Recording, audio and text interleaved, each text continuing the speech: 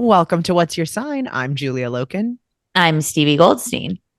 And I'm the ribcage rattle of this podcast. Ooh, Go on. visceral. I feel like it's a shakeup.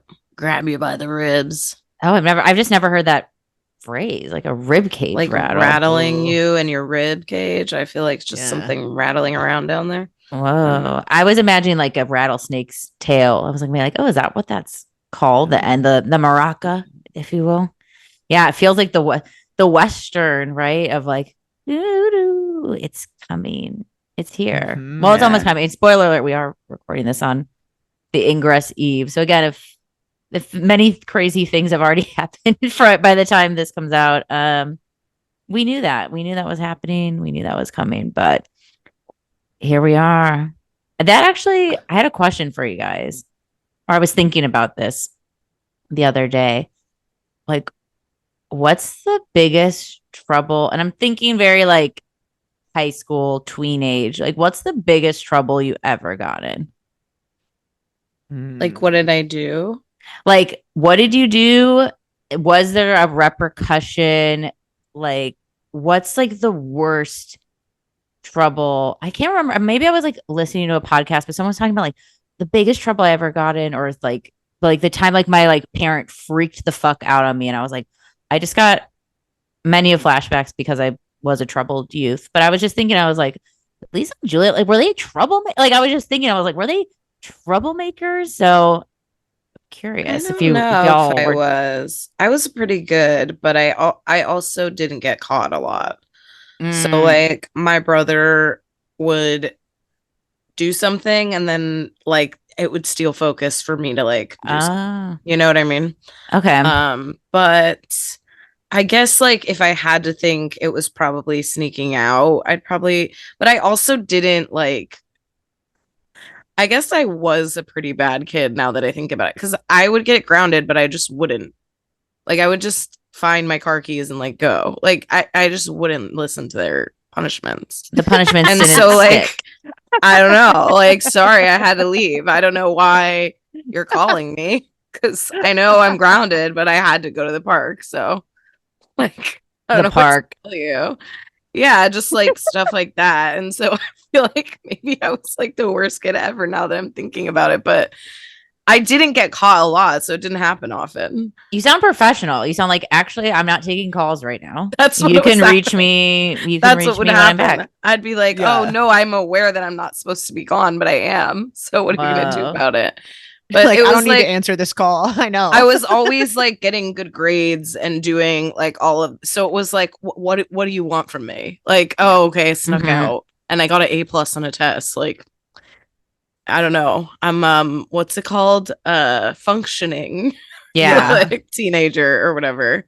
She contains multitudes. You're like Yeah. I'm doing the what I should do as a if my job is being a student or teen person, I've done that.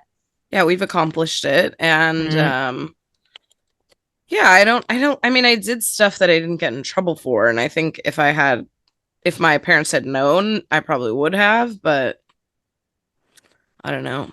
come. Yeah, I think same. I think at least like in high school, the most like in trouble I've gotten would be like I got like Saturday school because I used someone else's ID to try to sneak off campus. This was like a famous one that I like got popped for.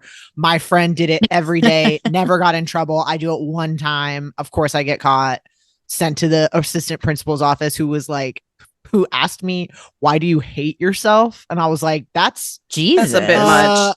like okay, a little bit much for the assistant principal who I've never met before. Not untrue, but also not your jurisdiction.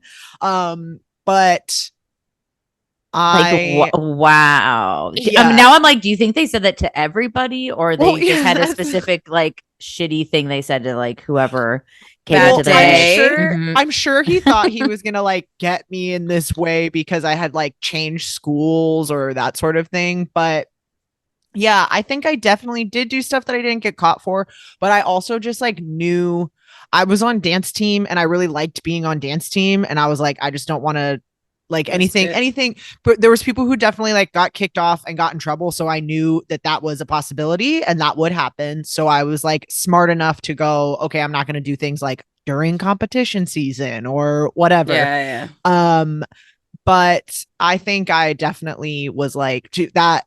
What's her face? Sophia Coppola daughter one really, Love. really got me because I feel like I would do those kinds of things. Like I like got I would like forge notes and get my babysitter to come pick up me and my friends so we could like go to Jamba Juice, like sneak to Jamba Juice off campus or Whoa. like this kind of thing.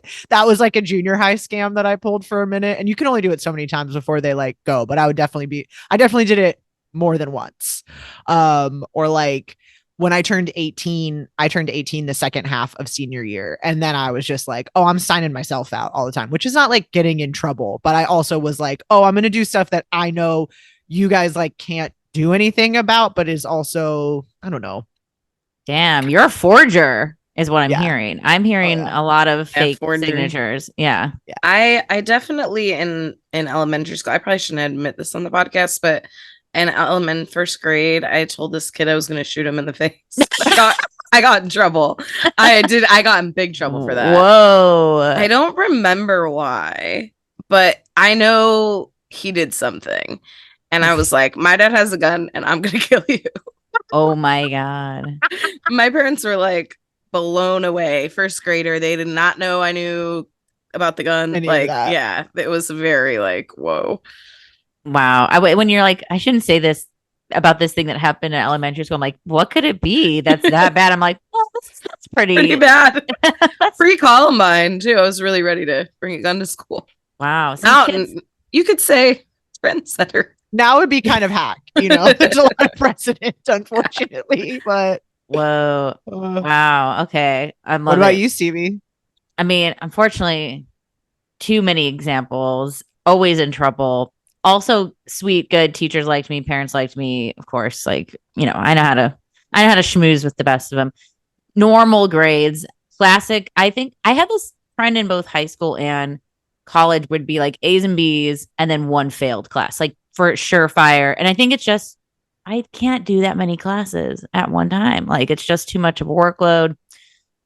Don't give that to me. But I would often get caught the first time I ever did something bad. Like the first time I got caught smoking weed, sent to outpatient rehab. Like, and I remember just being in there being like, hey, like I'm like not like this. Like I'm just smoking. I think this is like what I'm doing is normal and experimenting. And they're like, there's no way. And if it was one of those like Paris Hilton camps where like if I test positive for drugs, I'd go break rocks in Utah. So it was like an extreme punishment, which then boomeranged me after I tested out of outpatient rehab, where I was like, oh, now I'm like gonna do every drug what drugs are there, because I'll do them all. But the one that I mainly remember, which I thought was a funny story that I flashed back to, was like one of the weekends my dad had me and I got very stoned. This is post outpatient rehab now that I'm like fully into drugs, and I like ate an entire thing of like the soft chewy cookies, like the red packaging, Chips Ahoy, super soft chewies. Ate the whole thing, got in the car, sat in the back, driving like 2.5 hours where he lives in like this bumfuck town, and was just like sitting there, like not speaking, very still. And then I'm just like start quietly puking in my hands, like all the like it was basically like regurgitated cookie dough. Like it. Would you say you tossed your cookies? Absolutely, truly tossed my cookies. And then my brother's in the front seat. And he turns around. And he just like starts cracking. He's like, "What the fuck?" Like very teen boy. Like the funniest thing he could have ever seen was happening. And my dad's just like, "What is wrong?" And it was just that mixture of like, "Can I play this off?" But I don't know. Like I did take punishment seriously. Like I had a rebel soul. But if I was grounded, I turned in my phone. I didn't sneak. Like I wouldn't try to jailbreak. I did my time. You know, I would hear that punishment and I took it. But I would never. If I didn't know this was an option now that I'm hearing you. I'm like, oh my God. I was like, I'm never. Oh, a rule that I didn't know existed, I broke. I'm not listening to you. Oh, yes. What's the well, Ash, what, because Julia's Mars in Scorpio? Scorpio. Mm-hmm. Oh, I love the 4G signatures now with Scorpio too, as well. Or like, I'll excuse other myself. people's stuff. Yeah. No, you two sound like very adult. Where I sound like amateur hour over here, fallen Mars Cancer over here. Like I am bad technically, but in my mind, I'm like, I know worse. I know worse kids. Like I've seen like the scariest kids on earth, and I'm not in that category. I think I got in trouble more for like running my mouth too. That would like be a thing for sure. Where I would say something like, this is an embarrassing example. Be like, the worst thing I did was in 6th grade, but I do remember it wasn't the worst thing I did. I do not remember actually how it started, but I do remember in 6th grade, they would have this thing on Fridays called free choice. And if you had, that was when they really started like doing behavioral kinds of things, because you would get, if you had poor behavior, you would get a blue slip throughout the week. And if you had a certain amount throughout the week, you were not allowed to go to free choice. And I think they were like really trying to like get you in shape because you're going to junior high the next year, get you ready for high school, all these kinds of things. So they're wanting to be a little bit more like adult with the punishment. And I remember that it was Friday. I got a blue slip in the morning. I don't remember why. And then I got like another blue slip. And then I was like, well, now like the day, like it's fucking done now. I'm not and going I remember to free choice, so yes, I remember at one point someone gave me another one and I was like, put it on my tab, and they were like, that's another blue slip. And I was like, I'm already banned. Keep them coming, because it like started like this kind of thing where I'd be like, what can you I like knew the level to which they could punish you or whatever. Right. It was like, I'm already out. Yeah, I'm missing a free choice. But I feel like those kinds of things were worse.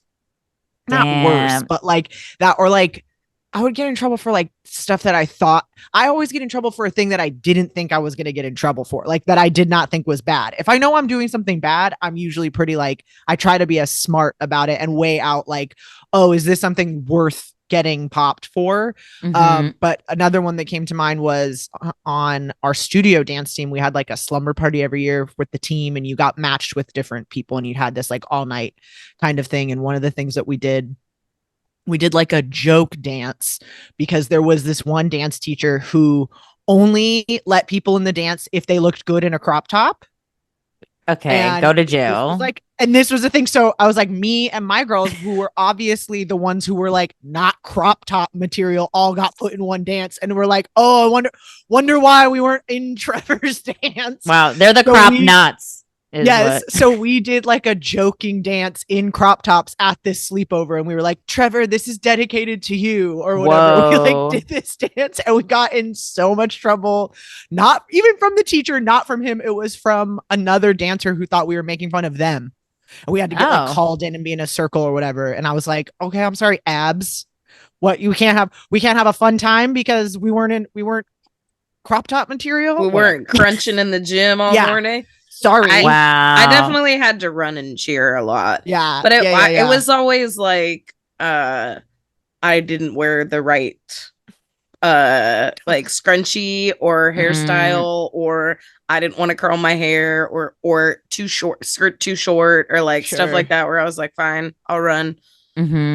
Yeah. That's also tracking where I'm like, oh yeah, laps, standing outside, any of that kind of stuff for sure. Yeah, I also forgot I had like the most attentions in the school. Like we had like a public board, like a shame board. And I was like, oh, I have the most. Dude, that rules though. That's sick. I remember my grandpa came and took a picture. He was like, this is awesome. My wall, bro. Yeah. Because I couldn't go to, actually, that was the first time I felt actual school punishment, because I couldn't go to junior prom because I had too many detention. I was banned. Then I went to senior prom with a 24-year-old. That should have been banned, but we'll call on the proper authorities later. Good thing they down the road. Detention. I know, it's like, wow, really sticking these lessons where they really care about kids. It's like that was like and I feel like it's interesting to hear. I think there's a through line through all of us where even for me, like I had the most attentions, but I was also like the gym teacher's assistant. Like, how was I both like? I was technically bad, but I was also like a kiss ass and wanting to do good. they, especially in our time in school, they Mhm. had stupid rules. I definitely got in trouble for wearing a tank top at school. Right. The spaghetti And- fingers. Mhm. And I was like, I remember going to I think I had to go to a counselor about it or whatever. And I just remember being like, look, I have a jacket and it's hot. I'm not going to wear it. It's too hot. This is a desert. Right. And like, I thought I was going to wear a jacket today. Give me the slap on the wrist or whatever you have to do. But like, this isn't a problem. Like this No. is stupid. Like I shouldn't be making you horny. Yeah. And also it's literally a tank That's a top. you Like thing. it's not like, it's not, it wasn't a like slutty shirt by any means, you know? Well, it is just that thing too, where it's like, I think it's just so dependent on the teacher and the place and all of that too, because they are having to like not make examples of people and all of this kind of stuff. It's just like, I mean, it's Plutonian, it is power. And, you know, I don't know. I think that we're Plutonian folks for sure. Oh, well, I mean, us natal Scorpio, Pluto people. Absolutely. And maybe it was that thing too, where I don't know if you ever had this, but I'm like, I think I'll be fine at the end of this high school thing. Like college, I was, you know, but there's no punishment there, maybe just pure. Oh, I got in trouble. I was like, I know you people got in did trouble in college. Yeah, for sure. Yeah, I got arrested, I think, for whoa. Okay, now we got to the good stuff. I had an empty cup at a tailgate and I got a minor in possession of alcohol. An empty cup, which is annoying. And the same night, that is very annoying. Our dorm got like raided by the RAs and they found alcohol in someone's room that I was in. And so I got in trouble twice in one night. But RAs, fuck. I just paid the ticket for the alcohol thing and then someone else took the blame for the dorm charge. So it was like not a big deal. But I definitely, that'll definitely come up if you look me up on the black. Whoa, you weren't taking it. You don't have a mugshot? No, it's just a ticket. I don't know if you call it getting arrested or whatever, but I got in cited. Trouble for sure. I lied to the cop my name and everything, and he was like, we're very mad. This. I'm just kidding. Well, he eventually was like, what? And I was like, okay, that's not my name. Ooh. Or my birthday. Ooh, that did remind me. I did lie. I got busted for a fake ID. Not like I went to college in Chicago, so like we didn't get like as like busted for like dorm things or like that. It was just more city, so like I don't think we got those like you're drinking in maybe a college town, like cops are looking for you sort of thing. Like the Chicago police are just killing everybody else. They're busy, but I did have a fake ID for a long time. And I just like forgot about this memory of going into a bar. I was just trying to get a burger and a beer too. Like I wasn't trying to like go hard. I was like on a date. I know, again, with an old man. So we can talk about this with Pluto stuff. But and then like the server like took my ID and was like, just give that look like, I don't know about this. And then I was like, uh-oh. And then she's like, hang on, I need to keep this. And I was like, uh-oh. And then my date's just like, play it cool. And I was like, time to play it so fucking cool. Like, I don't even know. Well, it was like to the door. It was just, it didn't work. And so she came back and she's like, I don't think this is you. And I was like, it is. And like, I was also gifted this ID from my former Jimmy John's manager. So like, I knew this, I've known this woman for years. Like I know this ID upright back. And it was like one of those pictures where she just looks like shit. Like it's like one of those like mid sneeze kind of like, it could be anybody. Like it's just a bad pick. And she's like, well, I'm going to go have to get my manager. I was like, fuck. So I'm just like sitting there like frozen, legs shaking. Thank God the booth's covering. And he came up and I knew I was fine when this happened. He goes up and he's like, Elena. And I was like, it's Alana. And he was like, okay. Like then did the whole, like, what's your birthday? I'm like, April 29th, 87. Like, what is this? Like, this. And I'm just like, went through it all. And he's like, what, this isn't you. I was like, yeah, I looked like shit that day. Thanks for reminding me. Like, I am Alana. You cannot tell me I'm not her. I am like crazy person, like absolute crazy person. And then we stayed and ate, like they gave it back and I just stayed and ate and had barely could drink the beer because I was just like inside crumbling to death. But that idea worked like every other time and never got questioned, and I got it back. And thank you to Alana. That's a for real that ID. Yeah. So It was a real ID. Yeah. If it was, Mhm. you don't. I feel like you did the right thing. If it was Yeah. fake, you should get Right. out. Like get out of Right. there. Yeah. But I do feel like it is a good segue into Pluto because Mhm. I think that situation is doubly so Pluto because it's like the server can get in trouble, you can get in trouble. It's like everybody is having to like have their balances checked in this situation Yeah. where it's like this person's gonna get in trouble, lose their job. They could potentially lose their liquor license. You could get in trouble, but it's like at the end of the day, For a beer at Bar Louie, what are you kids doing, drink chick? at the end of the day. You know what I Yeah. mean? At the end of the day, Mhm. people 18 to 21 generally do drink alcohol. So it's like Right. it happens somehow. I don't know how, you know. Give me a safe space to inject. I'm just kidding. Well, Joking. Well, also, And not at my bar, they don't drink. I wasn't saying that. right. Just- No, I I just was mean no, just in general, in like life. kids find a way. Yeah. Yes. I was wrong. I shouldn't have done that. But also, I was a 19-year-old shithead. That will be my excuse. And you know, like it was that final truce of like, let's all just let this go, okay? And let me get on with my meal.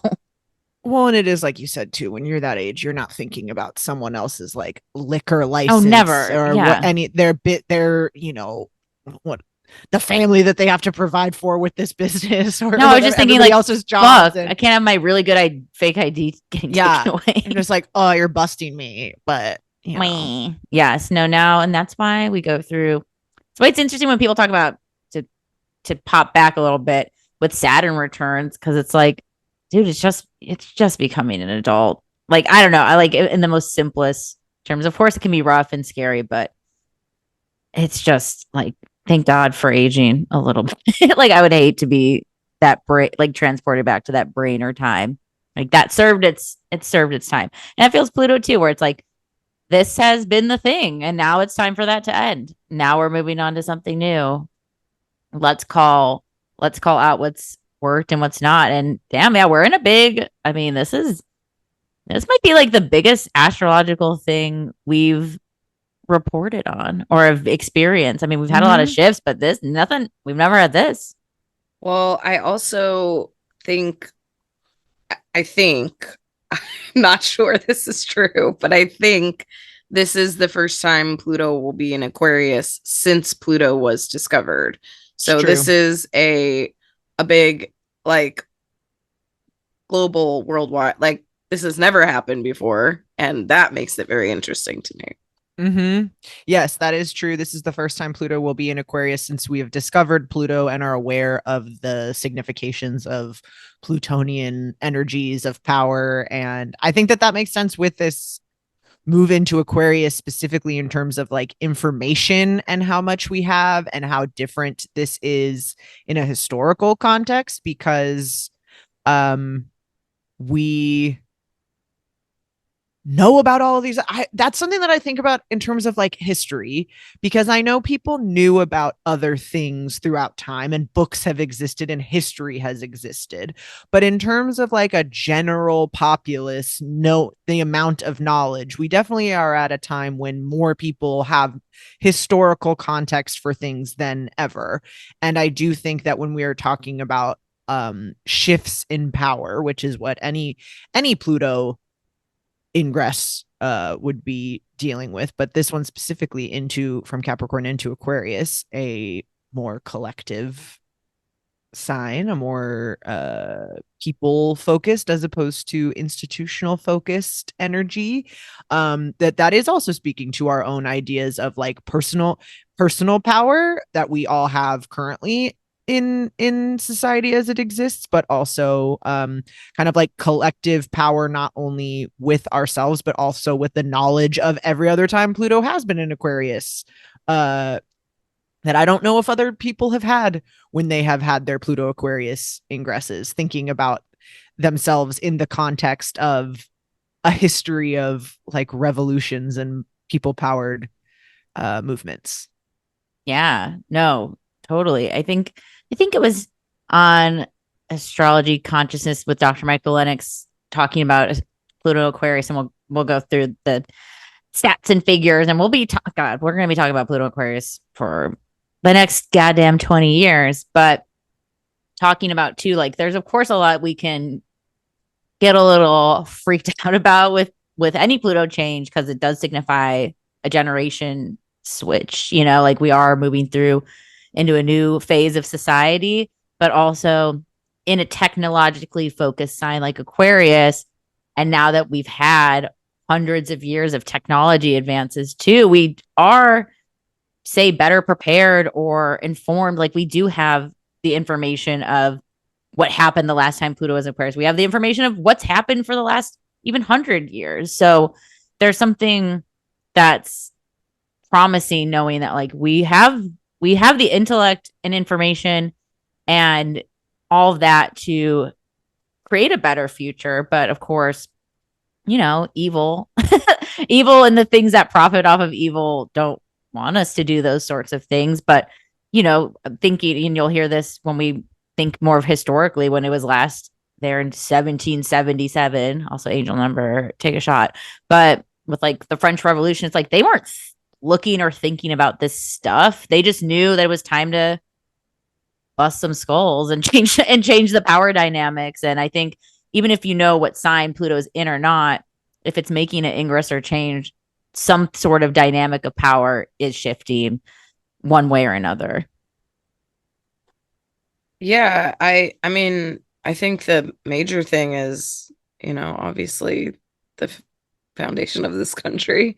And the Bill of Rights and all of those things that I think still get referenced today. And I think we're just starting to have conversations about applying modernism to those things, and what it means to bear arms and all of those kind of conversations. And so I think it's interesting, as this transit gives me a lot of anxiety. I think it's interesting to view that. And to me, it's almost like similar to what you're saying, but the opposite, where it's like how far we haven't come. We're still using like these old words and old promises but not upholding them in a way that, like what we were talking about with schools, actually protects children or families or religious values or all of the things that they claim to protect. Still somehow it's like funding corporations and the NRA and all of those. I don't know. To me, it's like it has a very lightness to it, but there is also this like, wow, Pluto's moved the whole zodiac and we're still like my second amendment. You know what I mean? It's so like, right. I can't believe it. Well, it's like the nature of power itself is always something that we're coming up against, again, whether we're like aware that Pluto is a planet that signifies these things or not, as history tells us. I think something that's interesting about this, not only the United States, but going back to those dates, that 1777 to 1798 was the most recent time. Thinking then about how long, which, it takes over 200 years for Pluto to go through the entire zodiac. So no one in their lifetime will ever have a Pluto return. Pluto returns do not happen for that. And I think that is also another kind of like signification of the kinds of forces that we're talking about, are things that take, Pluto takes, it only moves about a degree, 1 to 3 degrees a year, and thinking about how slowly those kinds of things take to move. Not to say that doesn't mean that we don't still make efforts or make action, but all of those things, that these are like huge forces that we were talking about, that are long and far reaching, that are globally impactful. But also thinking about that same period in this most recent period, not only the United States, but also, like you said, Stevie, the French Revolution, and like democracies kind of popping up everywhere, and how this Pluto move into Aquarius is really like a Pluto return of democracy itself as a concept that has been the grand experiment, and kind of thinking that through, of going like, oh wow, it's taken 200 plus years for us to like, I don't want to say work out the kinks, because we by no means have gotten it good, but thinking of that like, I don't know, it's big. Years of testing or something. Yeah, it's big stuff, and going like, here's where this started and here's where we've ended is, I think, both, like you said, Lisa, both the like, leaps and bounds, and also in some ways we've made zero progress whatsoever. It's all the same kind of thing. And I think that is really Plutonian in and of itself, because there is the, highest vibe of Pluto, which is thinking about that kind of like, transformation, rebirth, death from the, rising from the ashes sort of thing. But then there's also that like immense, pulling in, destroying everything around it kind of nuclear element to Pluto as well, thinking of it as just like pure sync. And I think that is, we're going to see kind of both of those things, not to be scary, but that's just like the reality of life in general.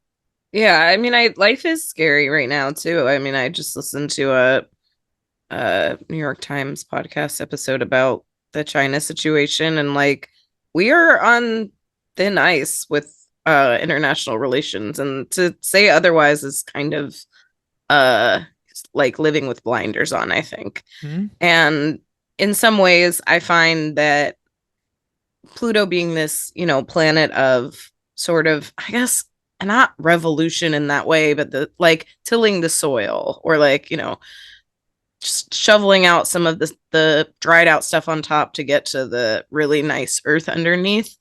I find that some of that, talking about some of this stuff, it's like, what, as far as democracy goes, are we living in a true democracy? What are we covering up in order to pretend we're living in a democracy where everyone's vote is equal and all people are equal, and it's, meanwhile we're gerrymandering states to make sure voting goes one way or another, or suppressing voter accessibility and all of those kind of things, where it's like, oh well, are people really equal if like in poor communities you're not able to like get to the poll? Like, I don't know.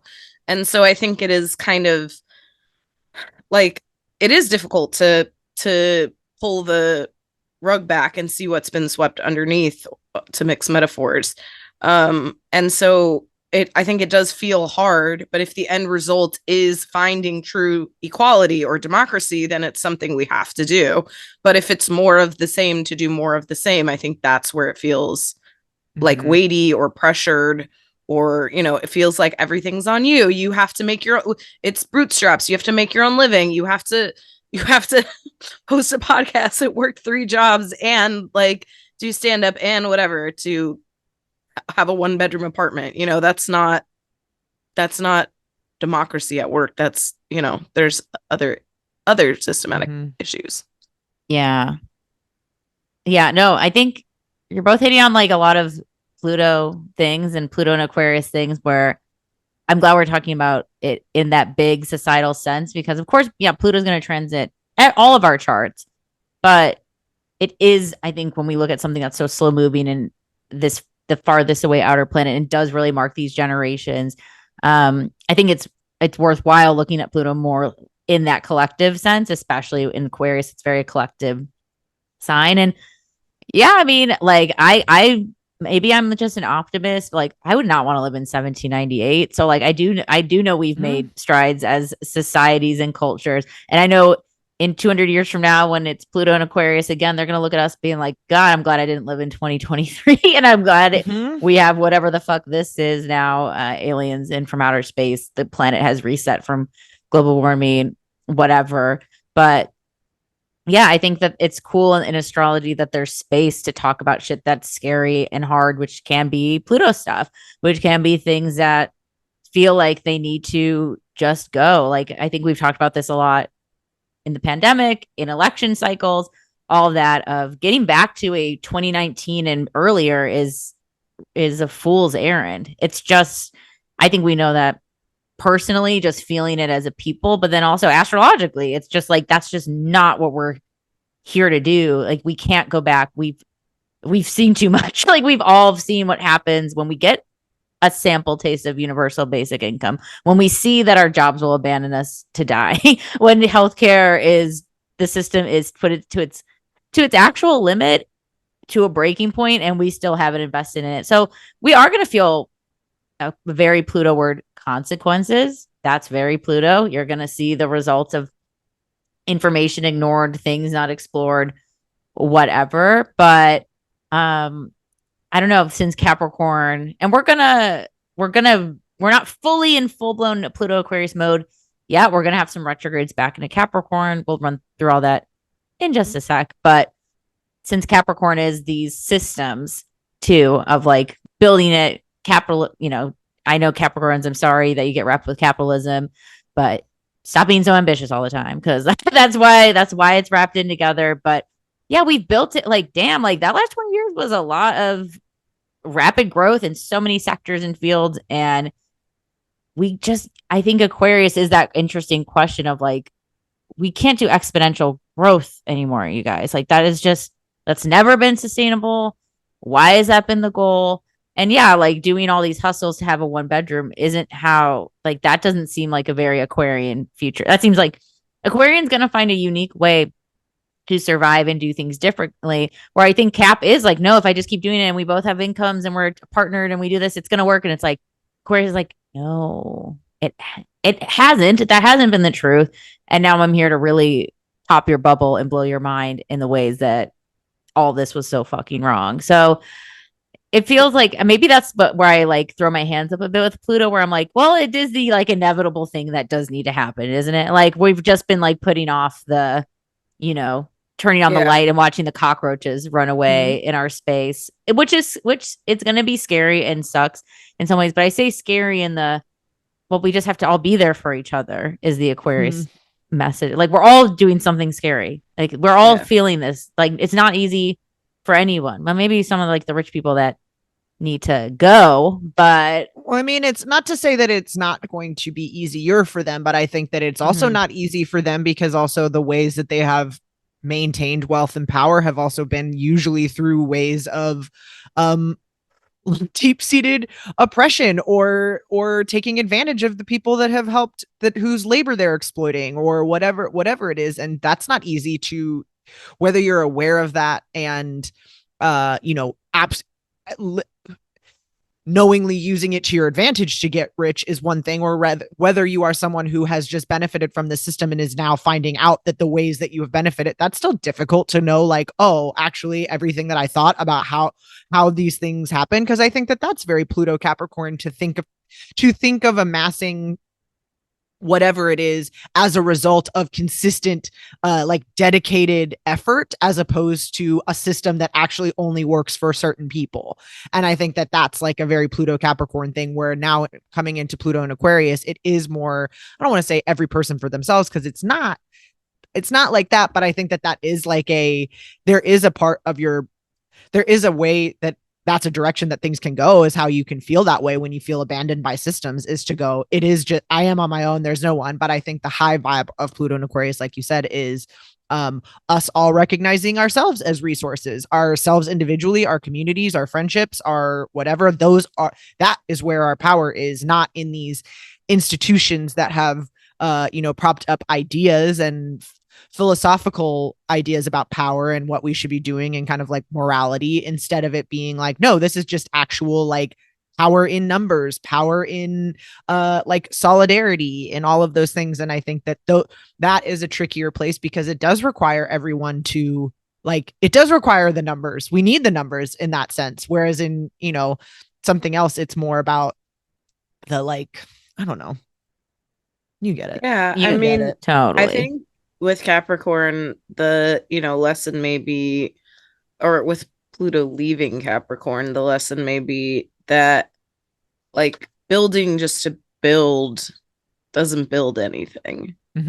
And I think, we've seen consequences in Pluto and Capricorn with regards to how we've treated the earth and an earth sign.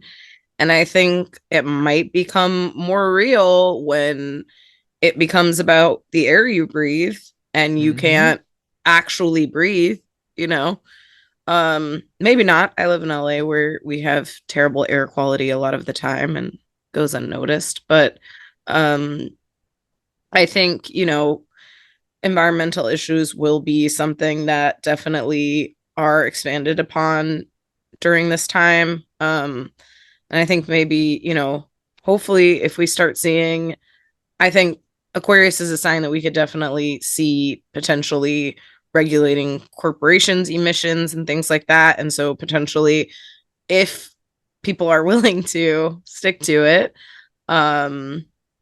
potentially reversing some of the climate damage we've done.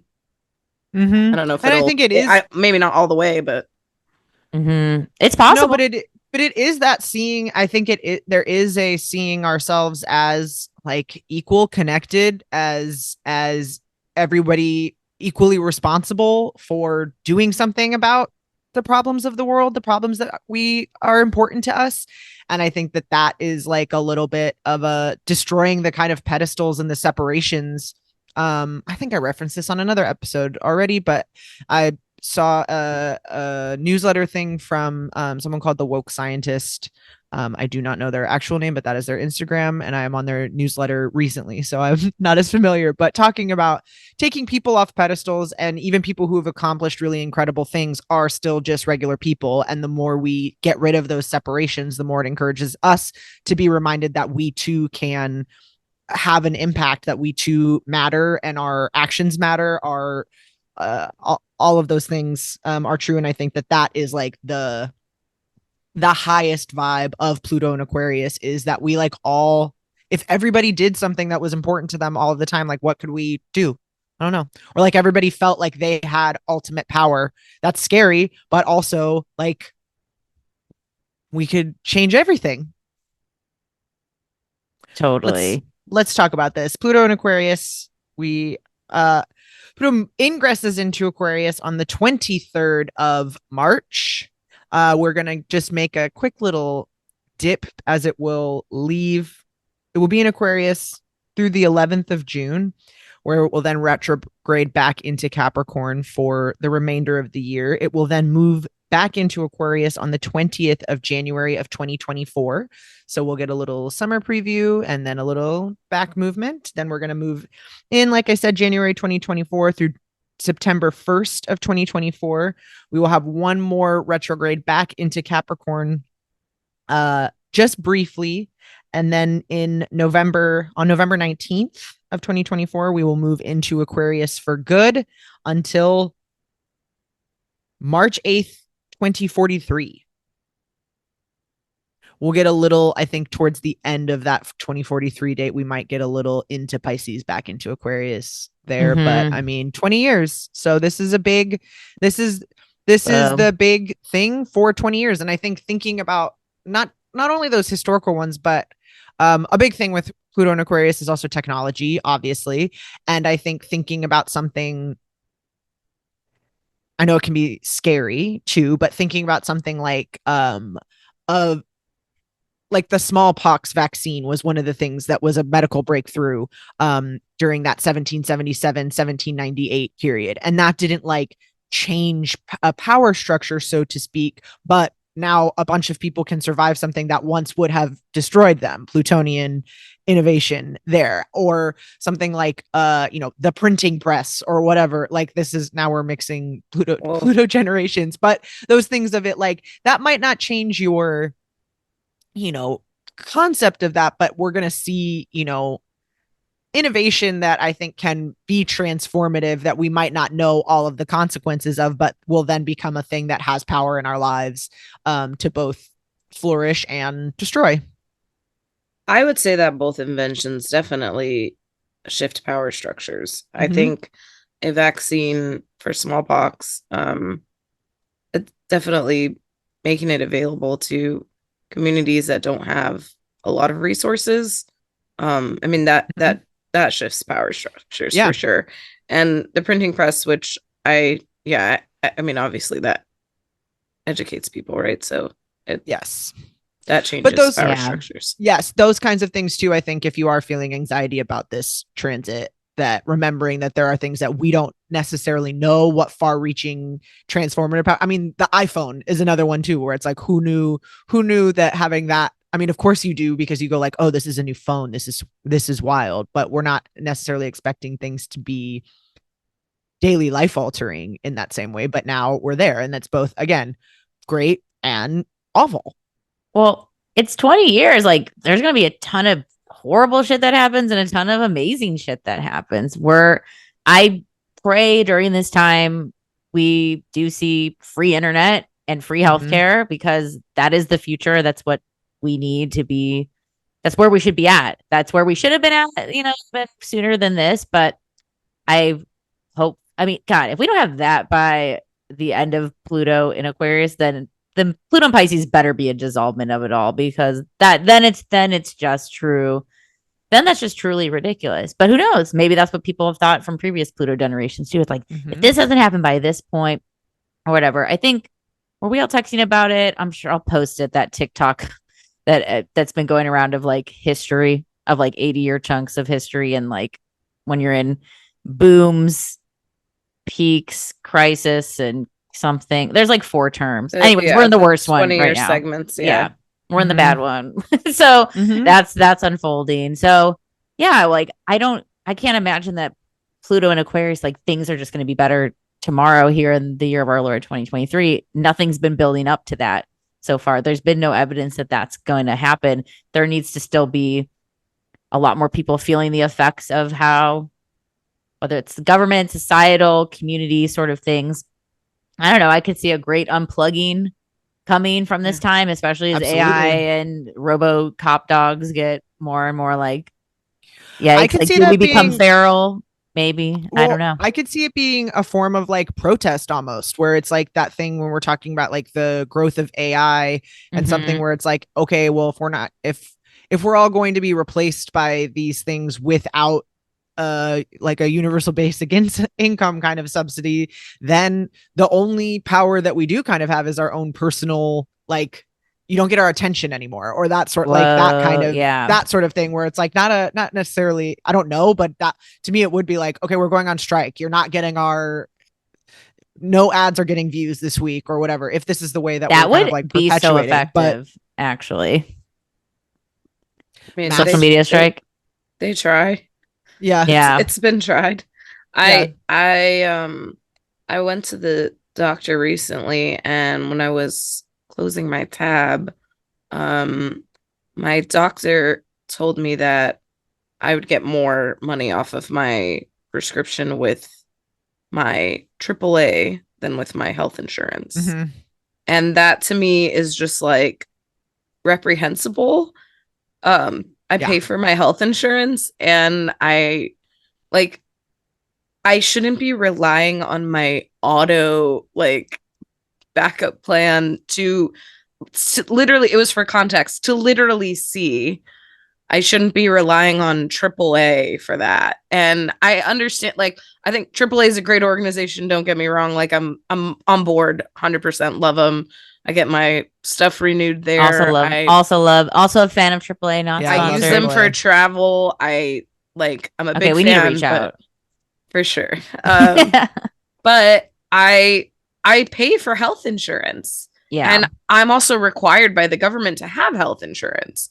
So there should be no circumstance where I'm not able to see because my insurance isn't going to cover that. Like, it just doesn't make sense. And so stuff like that has to start shifting. Well, I get my pap smears through Geico. So I don't know why you've been going through AAA. And furthermore, it's kind doctors like my doctor who want to help you figure out how to how to work the system, but we can't rely on having that sense of community with a lot of the times a doctor you barely know or you see once a year, or it's like, just a quick checkup thing. Like, we can't rely on having that level of service in our community when I know the doctor's not getting taken care of either. I'm sure, I mean, they're fine. They, doctors make money and stuff, but it's like, I know that the insurance companies, they're getting it from the other end too. So it's like, I don't know. It just feels like that thing does make me feel like, like a heart place for my doctor, but it's also like, they shouldn't be having to do that. I shouldn't be having to do that. It's insane.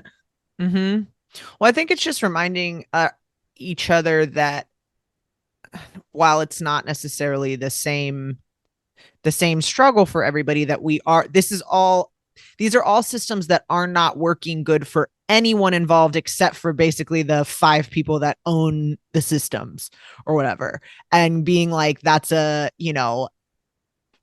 while some people are going to have better access to healthcare and aren't going to necessarily need to like use their AAA for prescriptions, it still is like, I don't know, dumb use of resources in a lot of weight, where it's like, why don't we make this a thing that's actually just works for everybody? And then you can go like, why does AAA have a medical discount? That's what I mean. Like, that's the other thing too. That's that insane shouldn't be too. happening at all. Yes, speaking of like, like keep your government out of my whatever. Like, yeah, AAA is in the pharmacy game. That's insane too. This is like now homework for everybody. But if you haven't seen Josie and the Pussycats, I think it came on the early 2000s versions, but this just I feel like this is good Pluto and Aquarius homework, is watch Josie and the Pussycats and play this podcast backwards to hear the secret messages. Because I think eventually we're like, people, you do need the people. We can't, I mean, I guess unless we get to the point where we just AI, but then what's the point? Like AI audience or AI or make robots of whatever, like, yeah, that stuff should be actually feared because it is the future and we're moving towards a humanless society. Well, it's like getting efficient to get things delivered faster, so you never have to talk to anybody again the rest of your life. And we're all living like Wall-E style, in our own little VR headset. But do we just go to the woods and have our beatnik poetry jams out with the forest nymphs and return to like Earth Motherdom? I don't know. I think it's all gonna unfold, right? And I think something to note too, because we'll check back in when Pluto, comes back into Aquarius back in 2024. But until June, we're getting a square, like the real aspect that Pluto's making, of course, is now a fixed Pluto. So yeah, fixed signs, you thought you were out of the woods. And now we got Pluto on our ass. Like, yeah, Saturn, hold my drink, bitch. It's Pluto time. But we're getting these nodes, these early degree Taurus Scorpio nodes squaring Pluto for pretty much this beginning half of this Pluto time and before it goes into June. So like thinking of the future, our destiny, us as a society, like having this T-square pressure to Pluto, like I do think Pluto's presence, I think that we're going to see a lot of action from March to June. And maybe then it will like simmer back down when we go back into sturdy Capricorn. But then it's just, I think those themes, and I think it's a good thing to maybe journal or keep note. I think whatever happens in this March 23rd to June 11th period might be like the big umbrella themes for the overall transit. And of course, other shit will happen too, but that's just my guess. Yeah. Nothing in a vacuum, but yeah. Mm-hmm. I wonder too, with the AI conversation, if we somehow, at least intellectually with Aquarius, take capitalism out of the equation, if there is a way to use AI to make our lives easier. And I think I realize this pillow is like in the background in a weird way. It's still there. That's a good reminder. Fine. Watch us on YouTube. If you're not watching us on YouTube, the full video episodes are there. So if you want to get out of the old dusty medium of audio only and watch our faces, come to YouTube. I wonder. And watch Lisa's pillow. Yeah, see, you can read the tag. I wonder if in using AI to make our lives easier, if we get to a place where, half of our day is automated and that's like the work day, and I found that with a lot of the technological advancements I have experienced recently, it's made my world more difficult. Like I find personally, and I know this is a personal thing, some people like it, but a lot of the stores I go to now don't have cashiers, they have self-checkout stations. Oh yeah. And to me, I personally really dislike that. I don't want to work at this Target today, and that I do feel like if I'm checking myself out, I should get an employee discount. Like I feel there is, and I know people steal, and that's kind of like the other side or the balancing effect of that, but I'm not going to do that. So like, can you just have, I also don't like how loud it is, like a lot of that kind of stuff where I'm like, can we just not have that? Like, is there no way? And I guess it's going back to shopping in smaller stores and places that, still employ people in local neighborhoods and stuff. But I find that if AI is going to go help us go in that direction, that's not where I want to go. I want it to be a thing where it's like my work day is easier, not Target gets to employ less people and that people still have to work the same amount. It's just, you know what I mean?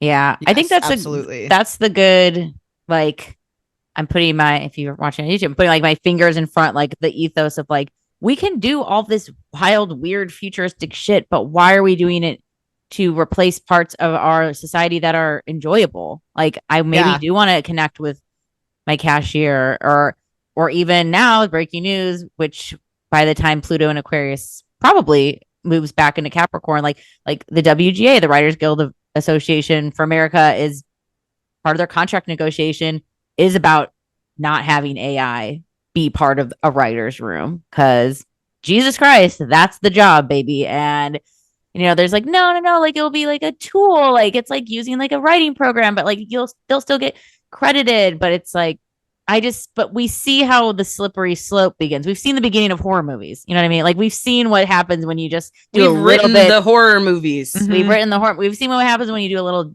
of that. Like, I'm just tooling around making Frankenstein. I'm not doing anything too wild. And it's like, bitch, no. Well, I think Frankenstein's probably sweet. And, the theory of creating something that shouldn't have been, and now they're, I mean, Stevie, I don't know if you know this, blamed. But Frankenstein's the doctor. Yeah. Oh, I've never seen it. It's Frankenstein's monster. Yeah, that's like a classic annoying comedy person. Oh, like a man I was doing impressions. Yeah. Okay. Yeah. Well, I did just play trivia last night, and thank you for that information, because I should. Okay, so when Frank's monster comes to life, that's AI, folks. AI, folks. But well, no, I think there's good that can and will come, but we're just gonna have to keep people on task to make it those sorts of things. I do I think it's about quality of life and us remembering that this is all meant to be things that are like better for us, not better for, again, the person like making all of the money off of it, whether that be social media, whether that be AI, whether that be any of this stuff. And yeah, I mean, like I don't want to say what's the rush, but it is that where it's like, what are we trying? What processes are we trying to make efficient that are actually, I don't know, replacing us or making it so we can have time to do another second, third, fourth job, like you were saying, or something where it's like, no, this should be, I don't know. It's like, can we solve hunger? Like, I don't like it is like those, just like those levels of, or even it's also, we've solved it. There's enough. Yeah. Why are we not distribute it appropriately distributing our resources? Why are we not using rainwater and solar power and all of these things? We have I think again it's this thing of like, this is there's something to me about Pluto and Aquarius that's very like data driven too, in a way that would be like something that I would love automated, is if you could like have taxes automated or something. In other countries, you just like get a bill at the end, but there are things like that. Not, maybe taxes is a bad example, but like, no, it's a great example, because we like doing our own taxes to take advantage of the tax system. Exactly. That's very American, because we're like getting out of things, which I don't want to pay more of a thing, but I think that there are things that are like, I don't know, a lot of people might not want the pure data of their existence on there, or seeing the things, even phone hours, personal data shared hours, or things like that. I think people being aware, that sort of stuff being brought to the awareness, where someone might think that something like being on social media is pretty banal, but when you find out that actually you're being like, your personal data is being mined for these people to be making all of this kind of money, and you're now also like, I don't know, doing basically free like market research advertising or whatever for people. I don't know. Just thinking of these things of it being like, I don't know, data driven, also in our own lives, of thinking of that too, of like, how much time am I giving to this? How much am I using of this? I don't know, just more scientific. Yeah. I think we talked about on our, year ahead when like starting to get the murmur of Pluto and Aquarius too. Like I do think gatekeeping, as we talked about, will come back I think in terms of social things and like not wanting to just do what everyone else is doing, because that's very Aquarian to me, is like finding that rebel streak, but not gatekeeping in the like helping others, altruistic, philanthropic sort of way. Yeah, I don't know. Like I know like everybody got so inundated with like infographics during 2020, and like as we should have, like we're trying to spread the information to as many people as possible. But there is that burn. I know I've talked about it, where I'm like, I'm sick of like, I know I care about all these things. Like, I don't know if I need like a gradient graphic to share that 24/7, 365. So I think too, just remembering for anyone that has felt like that burnout, that you don't have to post about, like I'd rather people just show up and do it than make it only about the optics of showing up and doing it, if that makes sense. But also show up how you can show up. Like I get that there's different levels and abilities and access and all that, but yeah, we're Aquarian collective. We're gonna need to stick together. We are, Julie, I think it was at Kara Kovac's new moon ritual that we were at, where I think she said, like, if we didn't realize we were all connected by the fact that remote islands got COVID, then like when else are we gonna realize that we truly are all here as one? And I was like, damn, it's like Last of Us, like fungi, like yeah. I mean, yep. That river in Ohio that gets poisoned isn't just like, oh, poor them. It's like, honey, this goes into other water. Like this is how this shit spreads. So yeah, well, yeah.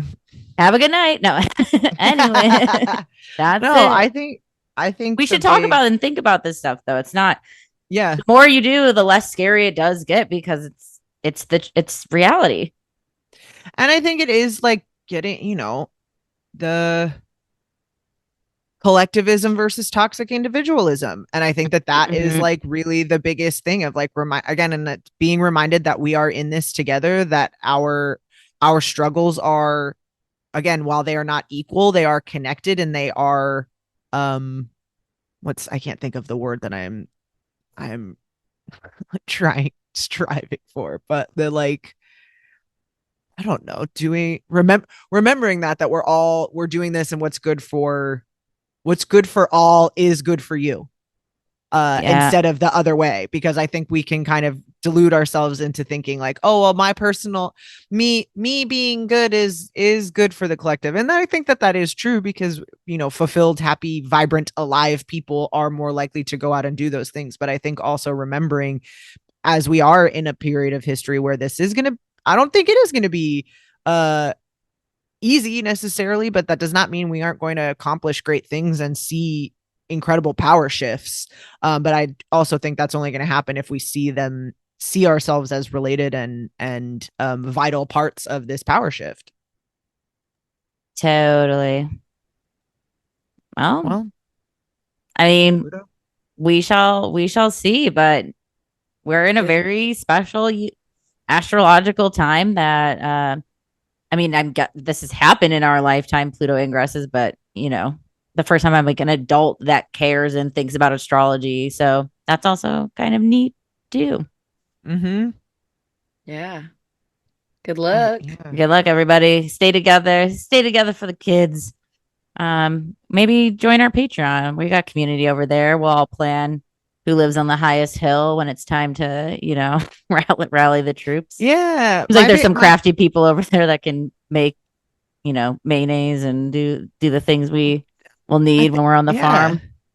I think it's just remember everyone is a resource. We're all resources, and to tap into each other, not in a exploitative way, in a community building and like empowering way, where we go like, oh, you know how to make this thing, you know how to build this thing, like cut out the idea that we have to go around and go straight to the source. Ask someone who knows someone, those kinds of things.